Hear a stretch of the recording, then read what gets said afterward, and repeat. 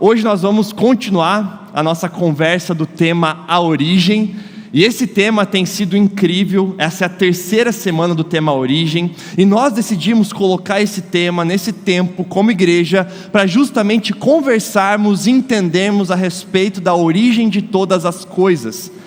Por exemplo, o tema A Origem, nós temos feito semana após semana uma conversa em cima do livro de Gênesis. Então, se nós formos pegar desde a primeira semana, essa é a terceira, nós já conversamos sobre Gênesis capítulo 1, Gênesis capítulo 2, e hoje nós vamos para Gênesis capítulo 3. E esse tema, a origem de todas as coisas, ele é um tema que quer justamente chamar nossa atenção para alguns pontos que, por vezes, talvez nós esquecemos de nos questionar, esquecemos de buscar no lugar certo a resposta, e muitas vezes, inclusive, nós nos enganamos com respostas erradas para perguntas que nós fazemos. Eu estou falando aqui de perguntas existenciais. Provavelmente você, em algum momento da sua vida, já se perguntou: da onde eu vim? Para onde eu vou? Por que eu existo? Existe algum propósito em eu estar vivo? Provavelmente você, no teu dia a dia, enfrenta, por exemplo, problemas. E talvez você se questiona: bom, mas já faz 2 semanas que a gente está conversando sobre um mundo bom e perfeito, o Jardim do Éden. Da onde que surgiu o problema? Da onde que surgiu o mal? Qual é a origem de todas essas coisas? Qual é a minha origem? Qual é a origem do universo? Em meio então ao tema origem, em meio então a esse tema em Gênesis, nós temos conversado justamente sobre isso. Por exemplo, essas semanas anteriores, se você for se recordar do que a gente conversou, e talvez se você não estava aqui, provavelmente você em algum momento da tua vida já ouviu falar sobre o Jardim do Éden. O Jardim do Éden, então, um lugar perfeito, um lugar maravilhoso, um lugar excelente, um lugar de beleza, um lugar de fartura, um lugar da bênção de Deus. E nesse Jardim do Éden nós vimos, Deus criou todas as coisas e viu que era bom. Deus criou todas as coisas e se alegrou com tudo aquilo que Ele havia criado. Tudo aquilo que Deus criou era muito bom. Mas aí você pega o relato de Gênesis, você pega aquilo que está escrito em Gênesis capítulo 1, em Gênesis capítulo 2, e você compara isso então com o teu feed do Instagram. Você compara isso então com um jornal, você assiste um jornal, você vê as notícias, e você percebe, há uma incongruência, há uma incoerência, não parece a mesma coisa, não parece o mesmo mundo. Esse mundo bom e perfeito que Deus criou não se parece com a realidade que me cerca. O que foi que aconteceu para que esse problemão acontecesse? O que foi que aconteceu para que o mundo e a realidade à nossa volta não fosse mais tão bom, tão belo e perfeito quanto aquilo que nós lemos aqui em Gênesis capítulo 1, Gênesis capítulo 2? O que deu errado? É interessante, na semana passada nós lemos um pouco do retrato dessa criação, e eu vou trazer à memória novamente esse texto de Gênesis capítulo 2. Ali no versículo 8, Deus diz o seguinte: o Senhor Deus plantou no Jardim do Éden, para os lados do leste, e ali colocou o homem que havia criado. O Senhor Deus fez brotar do solo árvores de todas as espécies, árvores lindas que produziam frutos deliciosos. No meio do jardim ele colocou a árvore da vida e a árvore do conhecimento do bem e do mal. O Senhor Deus colocou o homem no Jardim do Éden para cultivá-lo e tomar conta dele. Mas o Senhor Deus lhe ordenou: coma à vontade dos frutos de todas as árvores do jardim, exceto da árvore do conhecimento do bem e do mal. Se você comer desse fruto, com certeza morrerá. Esse relato aqui ainda é o relato do Jardim do Éden. E esse relato, ele mostra para nós uma realidade de beleza plena, uma realidade de fartura plena, uma realidade de provisão plena do Senhor. E aí então, diante dessa realidade, Deus começa a mexer nessa criação, dar ordens sobre essa criação, e Ele diz que Ele coloca 2 árvores nesse jardim: a árvore da vida e a árvore do conhecimento do bem e do mal. A árvore da vida aqui, ela representa justamente essa presença de Deus, essa provisão de Deus, e o que o texto diz é que quem comesse do fruto da árvore da vida teria vida eterna, ou seja, essa árvore era esse manancial de vida.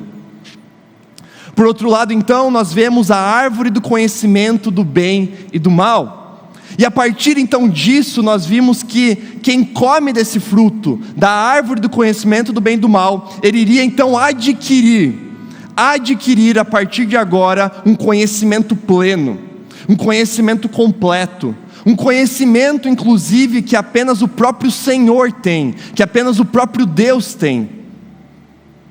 Deus então cria, deixa lá, e Ele começa a dar outras ordens: olha, comam disso com fartura, aproveitem de todas as árvores.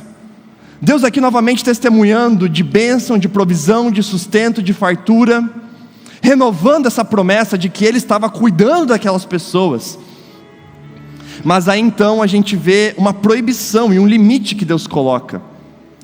E aqui algo é muito importante, porque Deus é o Criador de todas as coisas, nós somos apenas as suas criaturas. E Deus, como Criador, Ele tem completo direito de definir os limites da sua criação. E Deus, Ele coloca o limite: não coma dessa árvore, da árvore do bem e do mal. E a consequência então para a quebra desse limite seria a própria morte. É interessante a gente observar essa realidade e perceber, a partir dessa realidade, o que alimenta e aonde nós vamos encontrar respostas para o questionamento: o que foi que deu de errado nessa história? Porque beleza, existe um limite aqui, mas esse limite não havia sido quebrado ainda. Existe um limite aqui, mas Deus foi tão claro em qual era esse limite. O que deu de errado? Pô, eles já tinham tudo, eles comiam de tudo, eram abençoados. E Deus deixou muito claro as instruções, o que foi que deu de errado. E essa pergunta sobre o que foi que deu de errado, deve nos levar a um questionamento sobre o problema do mal. Eu não sei se alguma vez na sua vida você já se questionou sobre isso. Alguma vez você já se perguntou: como o mal foi criado? Da onde existe o mal? Da onde ele surgiu? Porque nós estamos falando que nós cremos em um Deus que é bom e que é todo poderoso, mas também nós estamos falando de um mundo em que o mal existe, o pecado existe. Ou seja, se o mal e o pecado existem, como pode Deus continuar sendo ao mesmo tempo bom e todo-poderoso? Da onde surgiu esse problema? Certamente, quando a gente se questiona sobre o problema do mal, quando a gente se questiona a partir de uma consciência de que a realidade que nós enxergamos, de que a realidade que nós vivemos é uma realidade marcada por dor, por sofrimento, por perdas, por doenças. Quando nós nos deparamos com essa realidade, o questionamento que isso gera, por um lado, deve sim nos levar a uma pergunta diante de Deus, mas por outro lado, muitas vezes esse questionamento nos leva não apenas a questionar a Deus, mas nos leva até Deus. Porque é verdade também que o nosso coração humano, ele é tão podre, ele é tão rebelde, ele é tão orgulhoso, que nós sofremos a tentação de achar que estamos no controle das nossas vidas.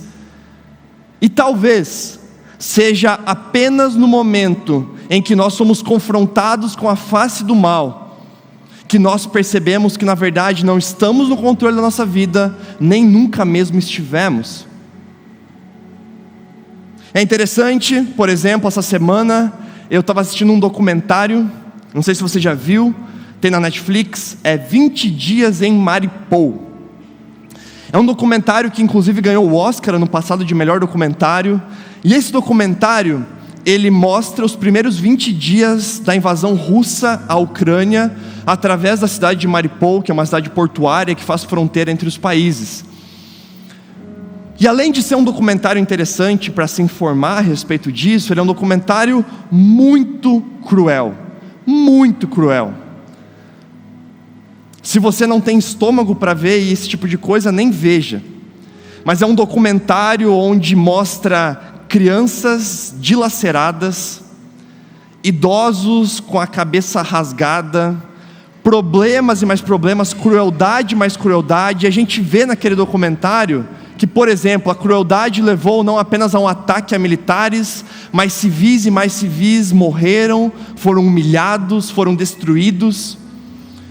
E assistindo esse documentário, eu me questionei sobre o que foi que aconteceu no meio do caminho, para que a gente saísse do retrato de Gênesis 2, desse retrato maravilhoso, para chegar, por exemplo, na guerra da Ucrânia, para chegar nos conflitos, nos problemas que nós enxergamos diante da realidade. É interessante que essa dificuldade que nós temos em entender esse problema, ele revela justamente uma limitação da nossa mente. Nós, seres humanos, somos criatura e Deus é o Criador. Portanto, muitas vezes a nossa mente humana limitada, ela não vai compreender os mistérios do universo e o porquê de todas as coisas. Mas certamente o problema do mal, e essa questão que nos incomoda muitas vezes, ela não deve revelar necessariamente um problema sobre Deus, mas certamente ela revela um problema sobre todos nós. E uma responsabilidade, uma culpa que todos nós temos nessa equação. Diante disso então, Tim Keller inclusive fala a seguinte frase: os crentes compreendem racionalmente muitas verdades doutrinárias, mas essas verdades raramente chegam até o coração, exceto na decepção, no fracasso e na perda. Na teoria, eu sempre soube que Jesus é tudo que alguém precisa para seguir adiante, mas ninguém sabe de verdade que Jesus é tudo que uma pessoa precisa, até que Jesus seja a única coisa que lhe resta. Diante do mal que existe em nosso mundo, nós temos que crer que Deus continua sendo Deus e que Deus não perdeu o controle da história. E inclusive, Deus é poderoso para usar de todas as coisas, inclusive do próprio mal, para reverter em bem. Quer um exemplo disso?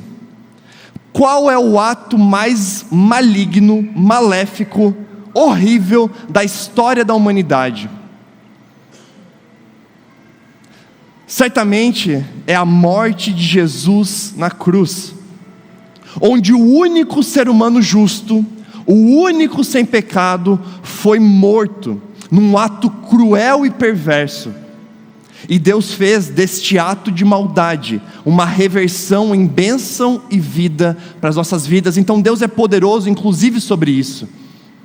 Por isso, no início dessa pregação, eu quero que você tenha claro na sua mente: o mal realmente existe. O pecado, ele realmente tem consequências, e consequências extremamente danosas.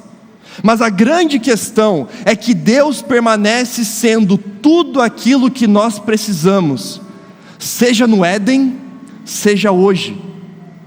Porém, muitas vezes nós só vamos perceber que Deus realmente é tudo aquilo que nós precisamos, como Tim Keller diz, quando Ele for tudo aquilo que nos resta. Com essa introdução, talvez você pensa: pastor, por que eu vim nessa noite?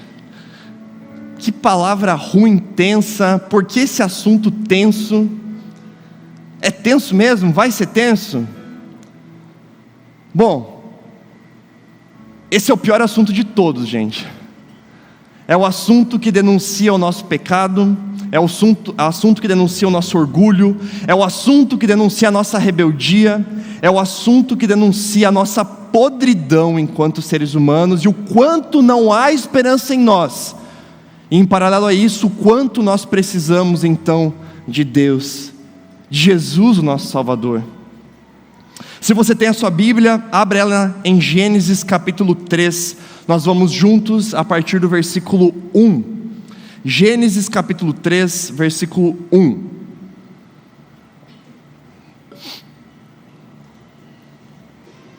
O texto ele começa apresentando o cenário da tentação.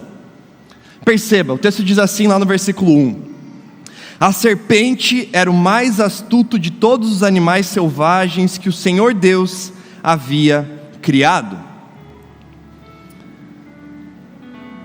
A serpente era um animal astuto. O que isso significa? Isso significa que a serpente tinha a capacidade de convencer, a capacidade de persuadir e até mesmo a capacidade de enganar. Mas o texto diz que a serpente era o animal mais astuto que Deus havia criado, ou seja, Deus criou a serpente. E aqui nós somos inseridos numa realidade de que nós vivemos num mundo, num universo em que há apenas um Deus. Não existe neste universo dois deuses, um Deus bom e um Deus mau, brigando entre si para ver quem é mais forte. Não, existe apenas um Deus, Criador de todas as coisas. Mas quem é a serpente? A serpente aqui é justamente uma representação do próprio Satanás, é uma representação do próprio mal, da própria tentação. E a partir disso o texto continua: certa vez ela perguntou à mulher: Deus realmente disse que vocês não devem comer do fruto de nenhuma das árvores do jardim? Olha só o mecanismo da tentação. A serpente ela começa questionando a palavra de Deus, colocando dúvida na palavra de Deus. Deus realmente disse? Eu duvido daquilo que Deus disse. Deus realmente disse? E aí então ela alimenta essa dúvida com mentiras. Deus realmente disse que você não poderia comer de nenhum fruto? Isso é uma mentira. Deus disse: você pode comer de todos os frutos exceto de um. Ela duvida da palavra de Deus e junto com essa dúvida ela alimenta mentiras. E aqui é importante a gente perceber que o mecanismo da tentação da serpente é o mesmo mecanismo da tentação que todos nós sofremos sempre que sofremos uma tentação, e que somos então levados, se sucumbimos a essa tentação, à própria queda. Perceba, o mecanismo da tentação vai te levar, em primeiro lugar, a duvidar da palavra de Deus, vai te levar então a alimentar essa dúvida com mentiras, e em um dado momento você vai ser tão seduzido por essas mentiras que você virá a sucumbir. Quer alguns exemplos sobre isso? Vamos supor, a palavra de Deus, a Bíblia, nos diz que você, que eu, que nós somos perdoados por meio da obra de Jesus, e que em Jesus nós somos uma nova criatura. Mas aí você duvida disso e começa a alimentar isso com mentiras do tipo: será mesmo que eu sou perdoado? Mas eu sou tão podre, tão pecador, aquilo que eu fiz é tão horrível, será que eu sou perdoado? Bom, a palavra de Deus diz que por meio da obra de Jesus você é perdoado. Mas aí, em meio a essa dúvida, essas mentiras, nós vamos nos encantando com isso até que sucumbimos. E quantas pessoas, por exemplo, não conseguem desfrutar do perdão de Deus por conta de dúvidas e mentiras, e não por conta daquilo que Deus diz, daquilo que Deus declara. Quantos de nós, por exemplo, podem experimentar também uma dúvida a respeito da realidade de que por meio da obra de Jesus, nós fomos libertos da escravidão do pecado? E aí você pensa: não, pastor, eu não fui. beleza, eu louvo, eu oro, mas eu não fui libertado dessa escravidão.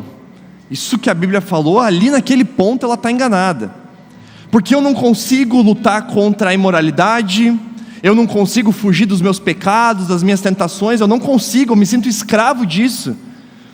E você se deixa levar por essas mentiras, dúvidas, você questiona a palavra de Deus que afirma que você foi livre e liberto da escravidão ao pecado, e aí então você sucumbe, você cai, você peca. Por isso, o que nos leva a cair? Duvidar da palavra de Deus, alimentar essa dúvida com mentiras e deixar-se seduzir por meio dessa tentação. O texto ele continua para o versículo 2, e aqui a gente percebe uma cena sendo construída, uma história sendo construída, e é uma história tensa. Vamos concordar, todos nós sabemos que vai dar ruim, todos nós sabemos que vai dar ruim no final das contas, a gente sabe disso, mas o início da resposta de Eva nos dá um pinguinho de esperança. Sabe quando você está assistindo um filme extremamente tenso, tem uma pessoa sozinha na casa, essa pessoa escuta o barulho fora de casa, você, na tua sanidade, no teu sofá, tem a convicção de que aquilo vai dar ruim, mas você vê a pessoa indo em direção à porta, e você, seu infeliz, é óbvio que vai dar ruim, por que você vai sair da casa? É mais ou menos essa cena aqui, a gente sabe que vai dar ruim, ela está se deixando iludir pela serpente, mas ainda, num primeiro momento, ela não sai da casa, em um primeiro momento ela não vai ainda ver qual que é o barulho lá de fora, e Eva então ela responde assim à serpente: podemos sim comer do fruto das árvores do jardim, respondeu a mulher no versículo 2, é só do fruto da árvore que está no meio do jardim que não podemos comer. Deus disse: não comam e nem sequer toquem no fruto daquela árvore, se o fizerem, morrerão. Olha só, é só do fruto daquela árvore, é só do fruto, é só de um. Esse texto ele começa a denunciar uma realidade muitas vezes presente em nossas vidas, de que nós sofremos a tentação constante, de muitas vezes desvalorizar aquilo que nós temos, mesmo que isso que nós temos seja algo que temos em abundância, para então valorizarmos e abraçarmos uma realidade que não temos, mesmo que isso nos leve à escassez e até mesmo à morte. Quantos são, por exemplo, os homens e mulheres que trocam, que abandonam uma história de um casamento abundante, uma história construída, filhos criados, propriedade conquistada, uma história abundante, a história de uma família, por exemplo, uma aventura de moralidade, uma aventura completamente escassa e que vai levar à morte, talvez não à morte física, talvez não à morte literal, mas a uma vida corrompida, a uma vida de morte. Por isso, nós precisamos atentar, e nós não devemos trocar a abundância da bênção de Deus pela escassez do pecado, pois ainda que a bênção de Deus pareça pouca, ela sempre será abundante, e ainda que o pecado pareça abundantemente bom, ele sempre será escasso, sempre. E a consequência então do pecado, desde o início desse texto é muito clara, a consequência é a própria morte. Mas talvez quando a gente olha para essa consequência, a gente começa a distanciar a realidade do pecado de cada um de nós, porque afinal de contas, um dia eu vou morrer, isso é um fato. Se Jesus não voltar antes, um dia eu vou morrer, todos nós. E a questão é, se a consequência é só essa, que um dia eu vou morrer, beleza, ela está distante, para alguns um pouco mais perto, para outros um pouco mais longe, mas está distante ainda, não é algo tão palpável. Agora, o que nós temos que perceber é que o resultado do pecado não é apenas a morte literal, mas é uma vida de morte. É um mundo que aponta para a morte, aponta para a corrupção a todo tempo, para um mundo onde todos nós, diariamente, somos confrontados com a face da morte. Somos confrontados com subprodutos da morte. Por exemplo, o pecado, ele nos afeta como seres humanos por meio da corrupção. Doenças existem porque o pecado existe. Isso não quer dizer que se você está doente é porque você pecou, não é sobre isso. Mas quer dizer que se você está doente é porque esse mundo é marcado pelo pecado. É porque esse mundo é manchado e corrompido pelo mal. Problemas emocionais, uma corrupção nas emoções, distúrbios emocionais, isso existe porque pecado existe. Problemas no intelecto, pessoas que usam do seu intelecto para o mal, pessoas que usam do seu intelecto para planejar coisas horríveis, perversas, isso existe porque pecado existe. A corrupção do corpo, a degeneração do corpo, a própria morte. Isso só existe porque pecado existe. E nós somos confrontados com isso diariamente. Ainda, o pecado também afeta os nossos relacionamentos. Se a consequência do pecado é a morte, a consequência da morte é a ruptura, é a quebra de relação. Você não se relaciona mais com aquele que morreu. Portanto, se a consequência do pecado é a morte, a consequência do pecado também é a quebra de qualquer relação, a quebra de qualquer relacionamento. Em primeiro lugar, isso é bem claro, uma quebra de relacionamento com o próprio Deus, com o próprio Criador, mas também uma quebra de relacionamento com o próximo, com outras pessoas. É por isso que se existe assassinato, é por isso que se existe abuso, é por isso que se existe guerras, caos, conflitos, é por isso que se essas coisas existem, elas só existem porque o pecado existe. É por isso que, por exemplo, dentro da própria igreja, você se sente às vezes incomodado, chateado com alguém, às vezes com teu próprio irmão na fé, com quem vive GP contigo, você cria uma relação que quebra qualquer tipo de vínculo entre vocês. É por isso que no próprio casamento, ainda que sejamos uma unidade com o nosso cônjuge, ainda assim há toda hora uma tentação de romper isso com pecados, com maldade. Isso só existe porque pecado existe. A corrupção da natureza só existe porque pecado existe.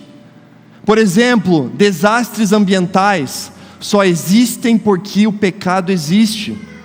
Tsunami, furacão, terremoto, consequências do desmatamento, tudo isso existe porque pecado existe. Por exemplo, será que no Éden teria um tsunami? Se no Éden tivesse um tsunami, o que nós iríamos fazer e poder fazer é surfar o tsunami, não morrer pelo tsunami. Você percebe? Tudo que existe na criação que leva à morte, à corrupção, à destruição, tudo isso existe porque pecado existe. E se algo disso existisse no Éden, seria para o nosso benefício, para o nosso próprio bem. Mas a corrupção da própria criação existe porque pecado existe. Inclusive lá em Romanos capítulo 8, nós lemos de que a criação como um todo, ela geme como em dores de parto. Ela geme como em dores de parto, aguardando o dia em que todas as coisas serão restauradas e haverá uma nova criação, porque a criação também sofre as consequências do pecado. No último ano, a minha esposa, ela fez estágio na maternidade, e ela chegava para mim contando: amor, é o dia inteiro de grito, é grito o dia inteiro no ouvido, é o dia inteiro de grito. É exatamente isso que a criação está fazendo, gritando o dia inteiro como em dores de parto. Por quê? Porque existe pecado, existe corrupção.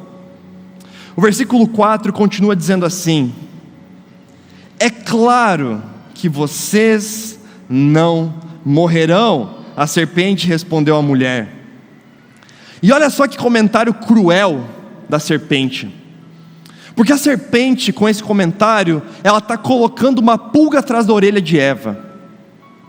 Eva, a partir dessa resposta da serpente, ela começa a se questionar: bom, em quem eu devo acreditar? Em quem que eu vou acreditar? E talvez pareça ser uma resposta fácil, porque olha só, vamos ver quem são os jogadores do time de Deus nessa história. Será que eu vou acreditar naquele que é o meu Criador, naquele que tem poder para criar todas as coisas ao redor? Será que eu vou acreditar naquele que me dá provisão, que me sustenta, que me abençoa, naquele que me deu a própria vida? Será que eu vou acreditar nele?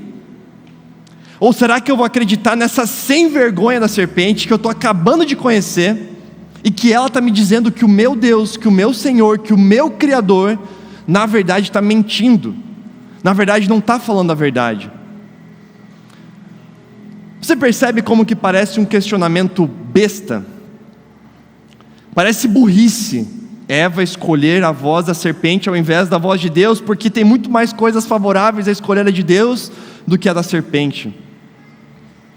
Porém, é essa mesma burrice que todos nós caímos todas as vezes em que nós damos preferência à voz da serpente do que à nossa voz. Desculpe, a voz da serpente do que a voz de Deus, ou então a nossa própria voz do que a voz de Deus. Seja a voz da serpente, seja a nossa própria voz, ela sempre será um engano diante da voz de Deus. E sempre que escolhemos a voz dela ou a nossa em lugar da voz de Deus, nós somos levados ao engano, à corrupção e até mesmo à própria morte. Diante disso, a gente começa a perceber que Eva está sendo enganada e que há um poder muito grande no engano.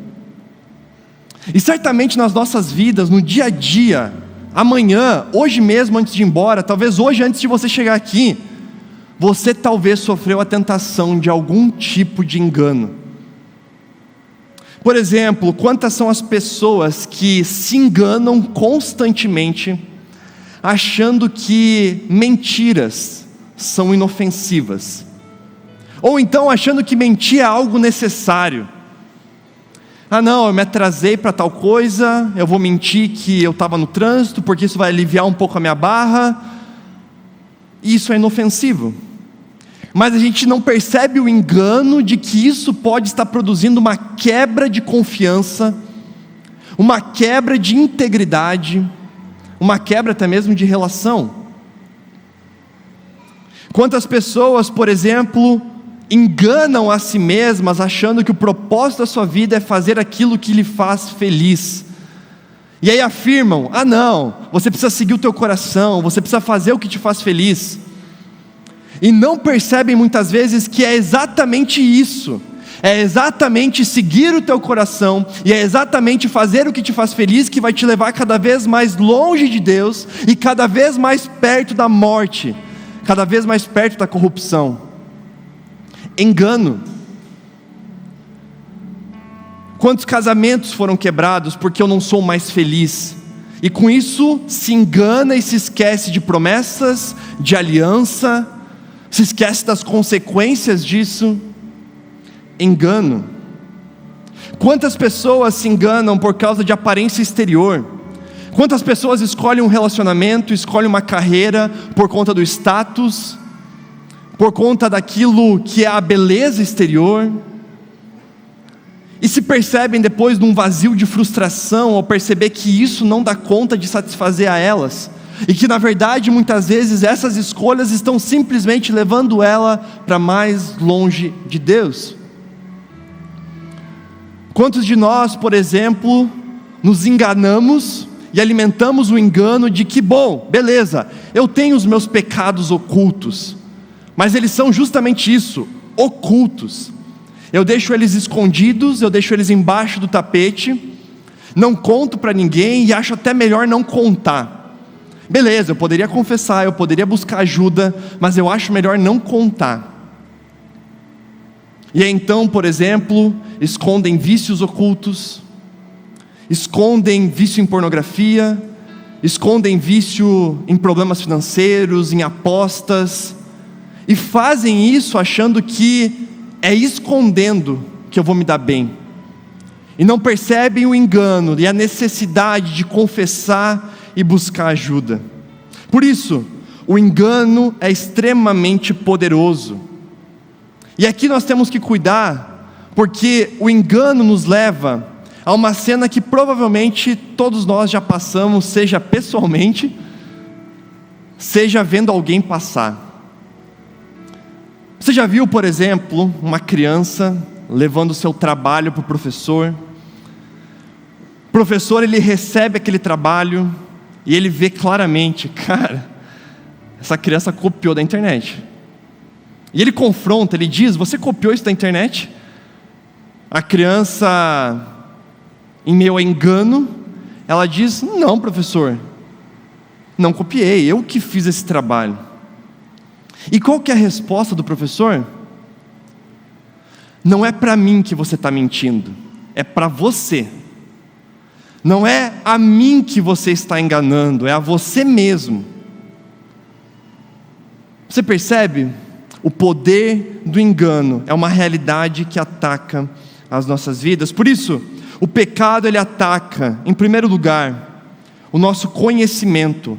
Ele embaralha e bagunça aquilo que nós conhecemos.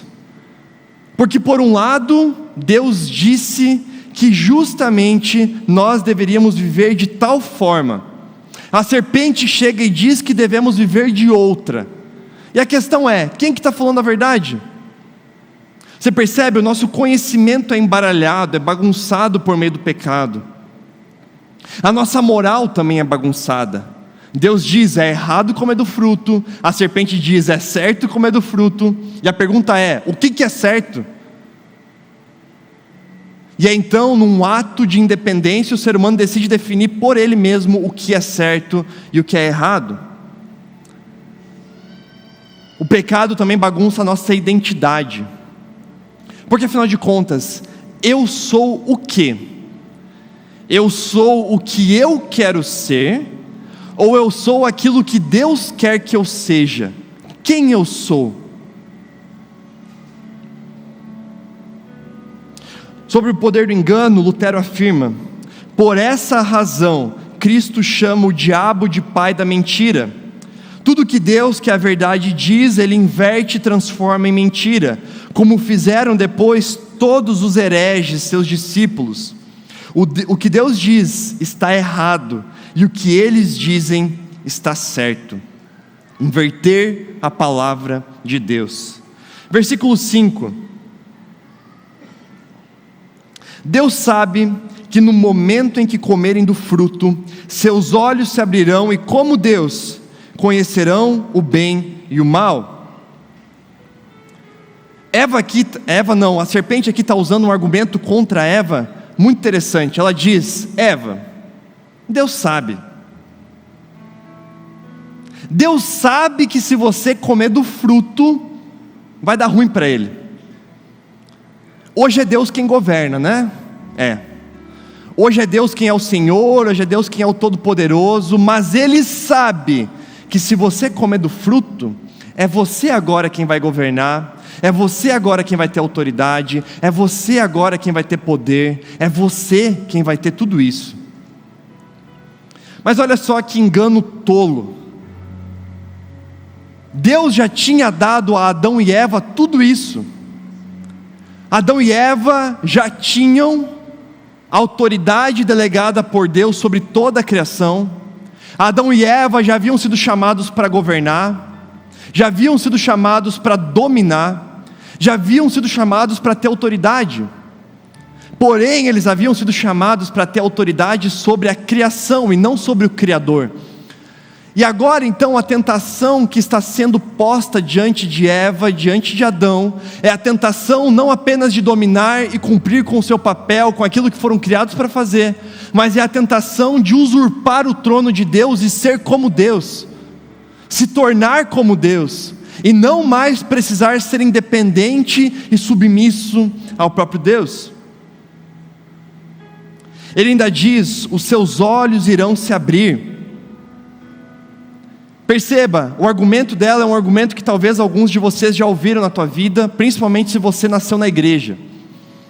O argumento de que viver perto de Deus é viver uma vida escrava, uma vida limitada, uma vida cega, e que a verdadeira liberdade está então em viver longe de Deus. Quantas pessoas caem nesse engano, vão para o mundão, esperando, com a expectativa de viver uma plena liberdade,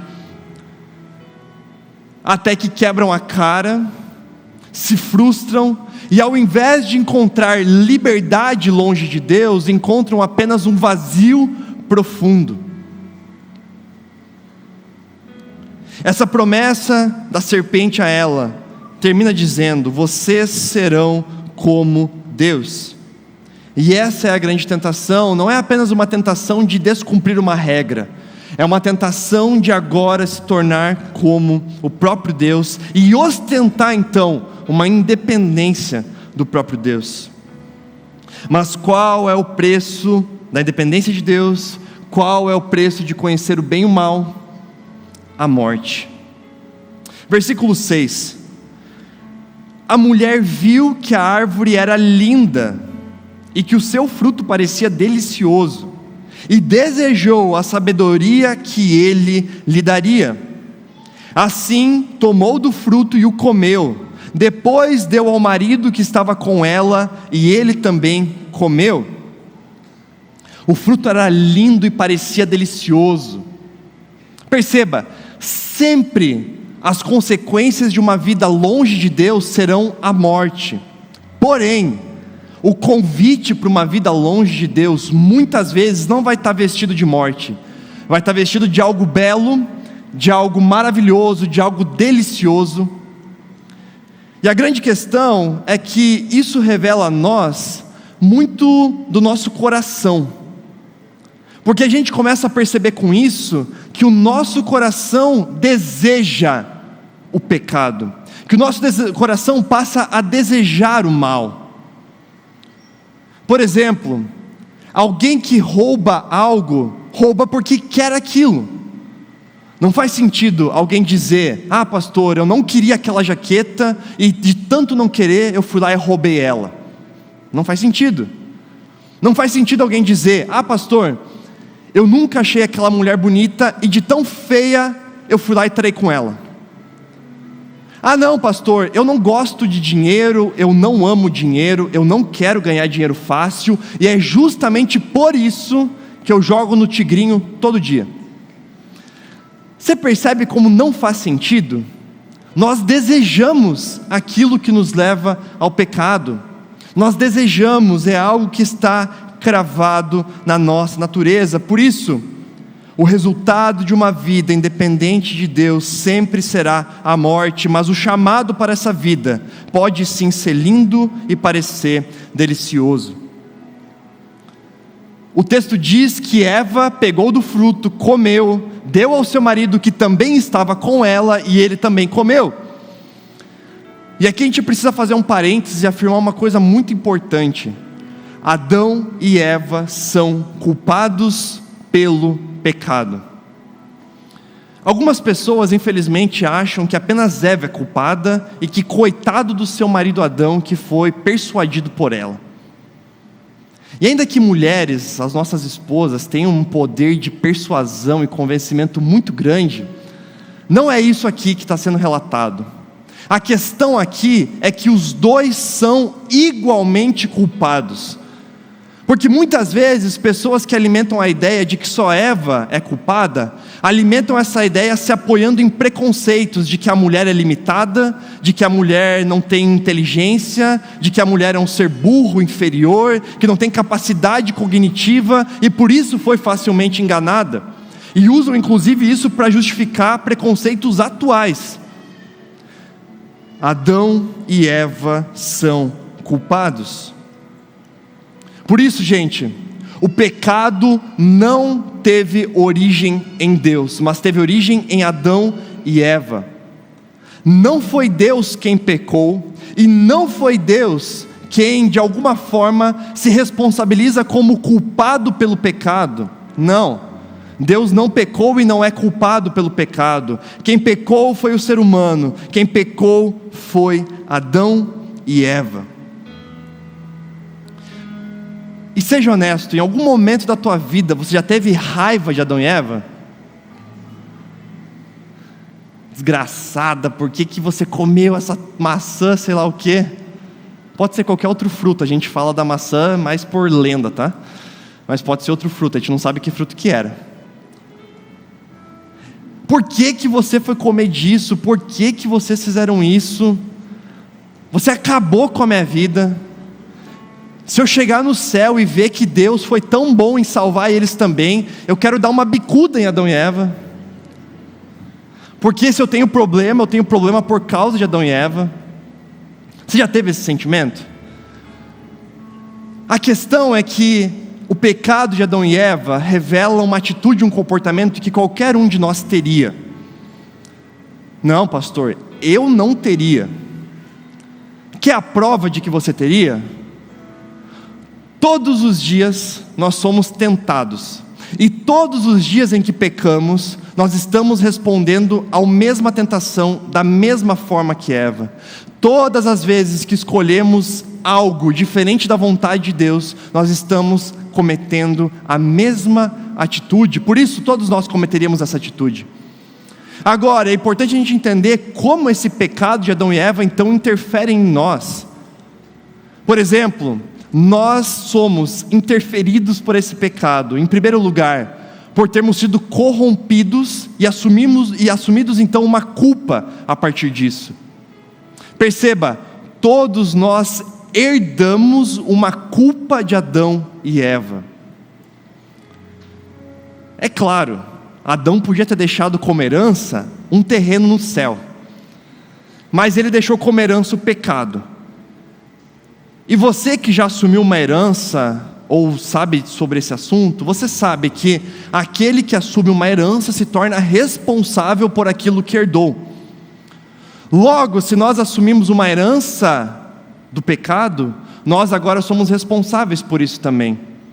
E aí talvez você pense que isso é injusto, mas é bem interessante que na palavra de Deus, muitas vezes a humanidade, o ser humano como um todo, ele é entendido numa unidade, como se todos nós fôssemos representados pelo cabeça Adão, assim como também a nova humanidade, aqueles que foram salvos por Jesus, também são interpretados como um só corpo, onde o cabeça agora é Cristo. Todos nós somos culpados pelo pecado.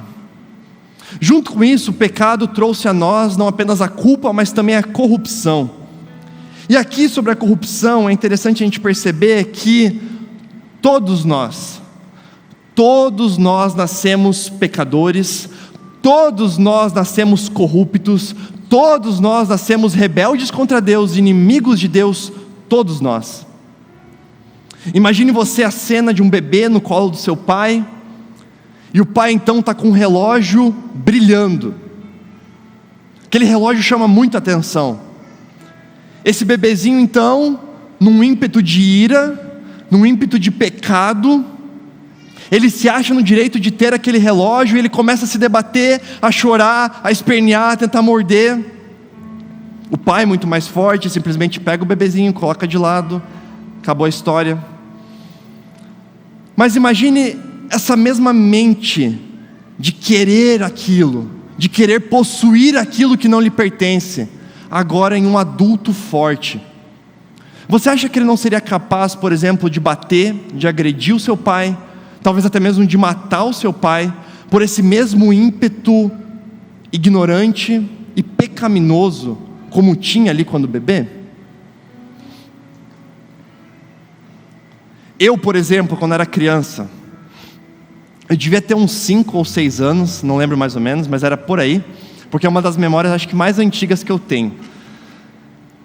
E teve uma vez que eu fui na locadora com meu pai, alugar um filme, locar um filme, e eu achava muito legal fazer isso, tenho saudades inclusive de fazer isso. E naquele dia, tinha uma infeliz de uma barra de chocolate branco numa estante da locadora.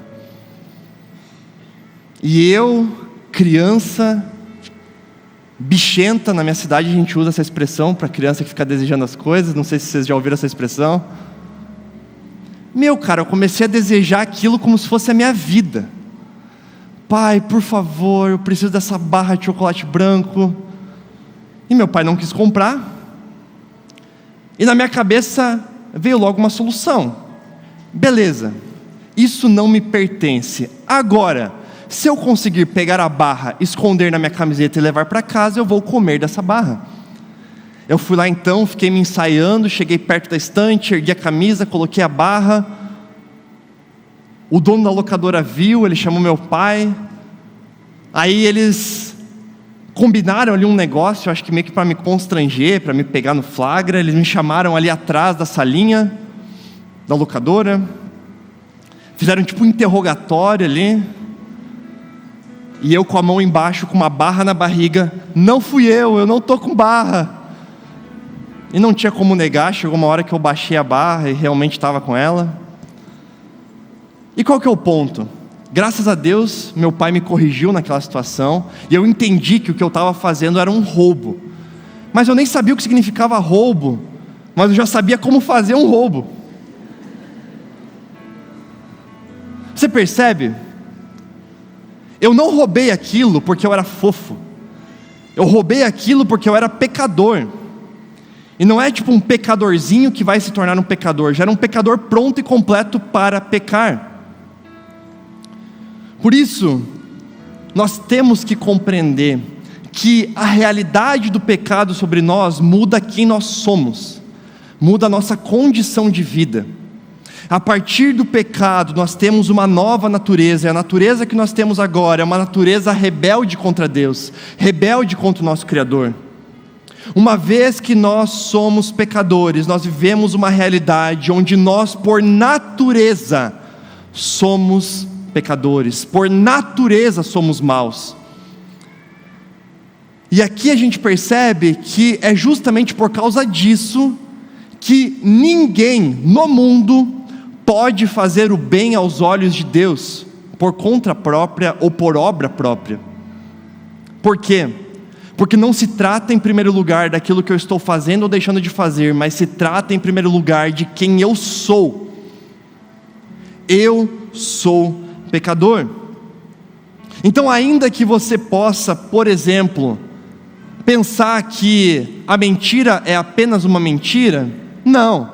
A mentira não está só sendo um ato errado que você está fazendo e que poderia ter sido melhor educado para não fazer. Não é só sobre isso. A mentira que você conta revela uma natureza rebelde que você tem, afastada do teu Criador, inimiga do teu Criador. É justamente por isso que o pecado é muito pior do que nós imaginamos, porque quando nós pecamos, nós não estamos apenas reforçando comportamentos ruins. Quando nós pecamos, nós estamos reforçando uma essência ruim, uma vida ruim, uma natureza ruim, uma natureza pecaminosa. E ainda que qualquer pessoa no mundo, seja crente ou não, possa sim fazer coisas boas, possa sim fazer coisas legais, possa sim ter sido bem criada, bem educada, ser gentil, ser ética, possa. Mas o que a palavra de Deus vai dizer é que não é só sobre as nossas obras, é sobre quem nós somos. Hebreus 11, por exemplo, diz que sem fé é impossível agradar a Deus. Isaías, por exemplo, diz que todas as nossas obras de justiça, tudo aquilo que fazemos sem Deus, são como trapo imundo. porque não se trata apenas do que eu faço ou deixo de fazer, não se trata de eu ser mais domesticado e fazer coisas mais bonitinhas ou não, não, se trata de quem eu sou por essência, e por essência nós somos pecadores. É por isso que a mudança de condição é tanto de natureza, quanto uma mudança de condição de liberdade. Você já teve dúvidas sobre livre-arbítrio? O livre-arbítrio é um tema bem interessante. E se a gente for analisar aquilo que por senso comum nós entendemos por livre-arbítrio, nós podemos afirmar o quê? Nós podemos afirmar que Adão e Eva tinham livre-arbítrio no Éden. O que isso significa? Isso significa que Adão e Eva conseguiam, por conta da sua natureza criada livre, decidir pelo bem ou pelo mal, decidir por viver uma vida afastada de Deus ou uma vida perto de Deus. Agora, todos os outros seres humanos que não estão no Jardim do Éden presente, todos nós nascemos na condição do pecado, todos nós nascemos na condição da queda, e para nós, qualquer ser humano, nós não temos livre arbítrio. O que isso significa? Isso significa que eu e você não temos a condição em nós, pela nossa natureza rebelde, de escolhermos entre bem e mal. Nós não temos em nós a condição de escolhermos estar perto de Deus ou escolhermos estar longe de Deus, porque não é só sobre o que eu faço ou deixo de fazer, é sobre quem eu sou por natureza. É por isso que, diante dessa questão do livre-arbítrio, nós temos que perceber uma realidade. A realidade é: todos nós somos escravos. Todos nós. Você não é tão livre quanto você pensa, você é um escravo. A grande questão é que ou você é escravo do pecado, ou então você é um servo de Deus. E o engano de você achar que você tem livre-arbítrio é você achar que existe um ponto neutro. Não existe um ponto neutro. Ou você está com Deus, ou você é inimigo de Deus. Não existe ponto neutro. E o que um escravo faz? Um escravo atende às vontades do seu Senhor. Por isso que quem vive em rebeldia com Deus, ainda que faça coisas boas, sempre em última análise estará de alguma maneira atendendo aos desejos do seu Senhor, vivendo de maneira pecaminosa. É por isso então que nessa noite eu quero te dizer: você não precisa de um adestramento. Você não precisa simplesmente aprender a viver de uma maneira mais honesta, aprender a viver de um jeito mais ético. Isso tudo é bom, mas você não precisa disso somente. O que você, o que eu, o que todos nós precisamos é de um novo Senhor. Se o pecado é o meu Senhor, se o pecado é o meu dono como escravo, eu preciso agora de um outro Senhor que tenha poder para ir até o pecado e me comprar, que tenha poder para chegar diante do pecado e dizer: eu vou comprar ele. E é exatamente isso que Jesus faz por cada um de nós na cruz do Calvário. Jesus naquela cruz derrama um sangue, um alto preço, e esse alto preço foi pago para pagar a dívida do nosso pecado. E então Jesus nos liberta dessa escravidão, e agora Ele é o nosso Senhor, mas Ele mesmo diz que Ele não nos chamará de servos, mas sim de seus amigos. Nós agora podemos, a partir de Jesus, fazer parte da família de Deus, do povo de Deus, e desfrutar da esperança que somente Ele pode nos trazer. Último versículo, versículo 7. Naquele momento seus olhos se abriram e eles perceberam que estavam nus. Por isso cortaram folhas de figueira umas às outras para se cobrirem. Olha só que tristeza. Antes da queda, a nudez simbolizava confiança, intimidade, inocência. Depois da queda, até isso foi corrompido. Agora a nudez denota vergonha, vulnerabilidade, exploração, humilhação. Ou seja, realmente, até aqui deu tudo errado. E bom, pastor, se a minha natureza é pecaminosa, se eu não tenho nem a condição da liberdade que eu achei que eu tinha, existe alguma esperança? E a questão é, depende.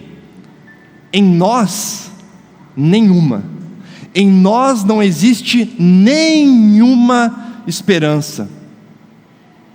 Qual então é o fim dessa história? Deus, Ele nos criou conforme a sua imagem e semelhança. Deus então no Éden deu a Adão e Eva o direito, a liberdade, a consciência, a capacidade de escolher. E eles escolheram um caminho de quebra de relação com Deus, e por consequência foram expulsos de desfrutar de uma vida de plenitude com o Senhor. A partir disso então, a partir da quebra dessa atitude, nós percebemos que nós estamos na pior. Nós estamos num mundo caído, num mundo pecaminoso, nós somos podres, o mundo é podre. Mas a esperança dessa história aparece exatamente aqui, porque é justamente do buraco desse mundo podre, é justamente no buraco do sofrimento, da dor, das enfermidades, das doenças, dos problemas, do mal, é justamente no buraco deste mundo que Deus decide vir até nós e se tornar como um de nós, para nos salvar. A tentação do ser humano, olha só que maluquice, a tentação do ser humano foi a de ser como Deus, mas agora Deus decide ser como o ser humano. Como que Deus resolve o problema que o ser humano causou de querer ser como Ele? Deus resolve esse problema querendo ser como o ser humano e se colocando em Jesus, numa condição plenamente humana, experimentando das tentações, das dores, dos problemas. E a partir então de Jesus e do sofrimento que Ele experimenta na cruz, há agora a esperança para todos nós. Por isso que falar sobre pecado é falar, e deve em nossas vidas acender um alerta. E o alerta é, em primeiro lugar, nós precisamos de um Salvador. Não há esperança em nós mesmos, nós precisamos de um Salvador. Em segundo lugar, nós precisamos prestar atenção na urgência da pregação do Evangelho, porque todos nós aqui, todos nós fora daqui, todos que não conhecem a Cristo e não o têm como seu Senhor e Salvador, estão igualmente nessa condição de pecado, de rebeldia contra o Criador, e caminham igualmente rumo à morte, à destruição e à corrupção eterna. Por isso há uma urgência em pregar o Evangelho, e junto com isso, para aqueles que creem já, para aqueles que já têm Jesus como seu Senhor e Salvador, a vida agora é uma vida de santificação, enquanto aguardamos o dia em que desfrutaremos da consumação dos tempos e eternamente estaremos com o nosso Senhor. Essa promessa eterna é uma promessa de que tudo aquilo que é um caos agora terá paz. Haverá paz nossa com Deus, haverá paz com a criação, haverá paz com as outras pessoas e haverá paz conosco mesmo, com cada um de nós. Essa é a nossa esperança. Por isso, não subestime a sua natureza. Você é pecador. Você é o seu pior inimigo. Por isso, saia do trono do orgulho, do trono do pecado, e coloque o Senhor Jesus lá, para governar a sua vida e a sua história. Somente assim descansaremos desse problemão que nós vivemos, desse problemão que nós enxergamos, e somente através disso teremos a viva esperança eterna com o nosso Senhor. Amém? Vamos orar? Baixe sua cabeça, feche seus olhos. A palavra de Deus nos diz que por meio de um só homem, Adão, o pecado entrou no mundo e com ele a condenação e a morte. Mas a palavra também diz que por meio de um único homem, Jesus, entrou a vida e a salvação.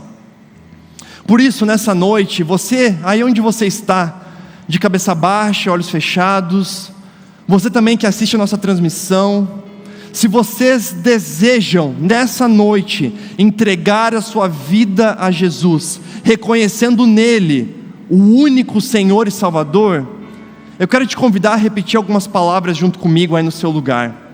Assim como você está, repita essas palavras: Senhor Deus, eu entrego minha vida em tuas mãos, eu reconheço que sou pecador, e reconheço que preciso da tua graça, preciso do teu perdão, e espero uma nova vida com o Senhor.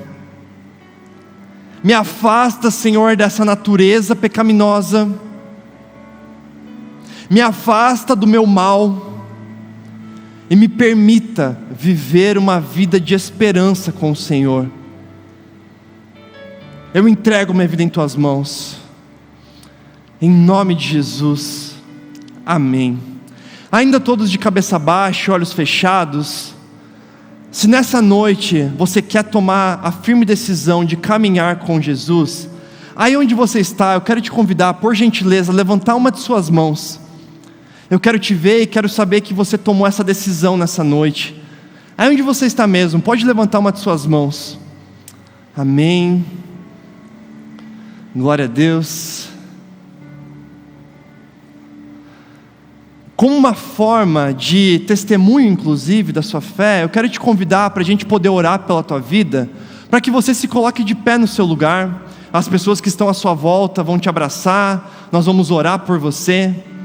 Essa é a melhor decisão que você pode tomar na sua vida. Por isso, se você decidiu por Cristo nessa noite, coloque-se em pé e nós vamos orar por você.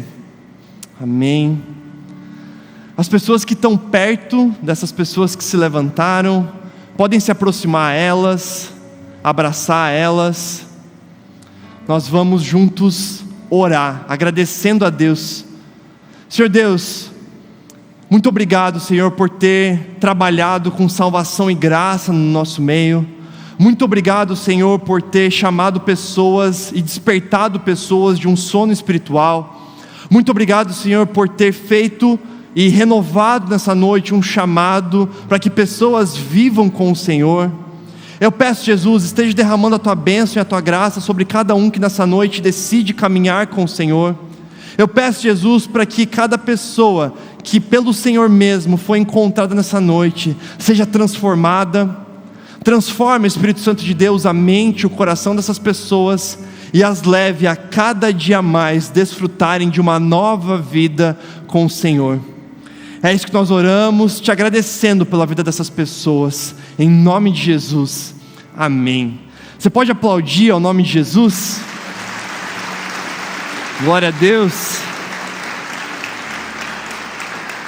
Você também na sua casa, que decide por isso, escreva aí no chat: eu me rendo a Jesus.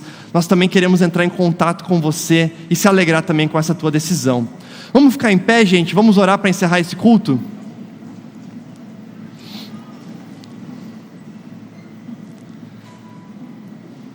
Estenda as suas mãos. Senhor Deus, muito obrigado por essa noite, muito obrigado pelo teu amor, pela tua graça sobre nós, muito obrigado, Senhor, por esse culto maravilhoso, pela oportunidade que tivemos em louvar o teu nome juntos como igreja. Muito obrigado, Senhor, por tudo que tu tens feito em nossas vidas. Nós pedimos, Senhor, nessa nova semana, cuida do trabalho, cuida da provisão, cuida do sustento de cada um aqui. Esteja, Senhor, com os enfermos da nossa igreja. Esteja, Senhor, sustentando os aflitos da nossa igreja. Cuida, Senhor, de cada um aqui, para que a tua bênção nos acompanhe dia após dia. Nós clamamos, Senhor, para que teu Espírito demonstre uma presença real e diária em nossas vidas, e para que a tua bênção nos acompanhe nessa nova semana.